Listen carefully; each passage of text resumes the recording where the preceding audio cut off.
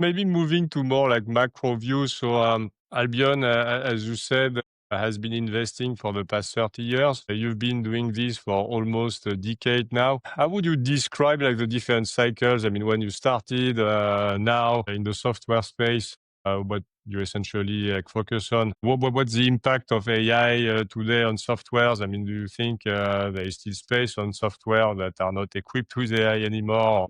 Have you seen any sort of like, big cycles? What's the sort of statu quo today? And then what do you see and foresee if you have like a crystal ball for the next like 5, 10 years in that space? Questions. Yeah, I mean, obviously, things have changed a lot in the past 30 years for tech, and tech, has been, I think, what's been fascinating, definitely to continue eating the world. I mean, obviously the largest companies in the world now are pretty much all kind of, tech companies, and this, continuing to become even more important. So, but generally, I think if you look at software, it's gone obviously from being, super small and also being more on premise, being deployed kind of locally, to moving, to the cloud with different also model, like being sold as a service, kind of recurring subscription versus a one-time license. And yeah, like, the bit typical kind of cliche phrase, but software has been generally eating, first tech, and then kind of the world expanding to various industries. And now like AI is kind of generally eating, maybe software in a way. And I mean, the best software is obviously AI enabled or AI first. So if you don't have any kind of AI roadmap Mhm. or true kind of, yeah, AI features at least, if you're not AI first, that's gonna definitely, I think, going to be very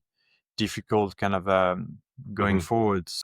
That's, quite key. And also just generally software, like business software, when we started kind of, doing it, was maybe more like the minority. Like I think consumer was also bigger back in the days because first, Mhm. you had to develop these big platforms like either marketplaces or social media website, etc. And once they were done, I think software and enterprise software kind of also kind of came up. But these days everybody's doing Mhm. software, so it's less original. So it's like you're a software investor, so you have to also specialize more on maybe particular areas. And like we've been, doing also on like security, again, fintech, maybe AI and data, deep tech, and to show hopefully some expertise on those. But in terms of where the world is going, I mean, clearly we're going through the new kind of, platform shift, kind of paradigm shift, with AI. And when you see already what has happened in 2, 3 years, how ChatGPT and other platforms are being used by hundreds of millions of users, probably close to a billion, Mhm.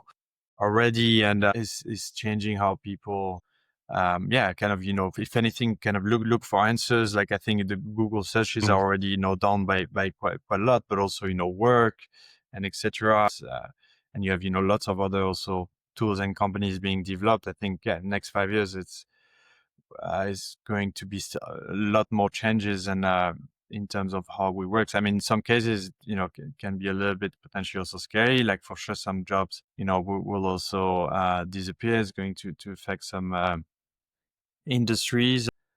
Mhm. But yeah, Jen, it's quite fascinating time from that point of view. Like there's a lot of innovation happening. You can see that the pace has picked up versus even just 5 years ago, because people see that as a new kind of gold rush, or lots of interesting opportunities to build new things. And some obviously will fail, won't go anywhere. But I think, yeah, it's interesting to try to think, how the world would be different in kind of 5 years, even how you work, like, potentially will be still using kind of browser in the same way. And there's probably new interfaces that will come back, maybe, using also voice AI more and others. So yeah, it's I think interesting times.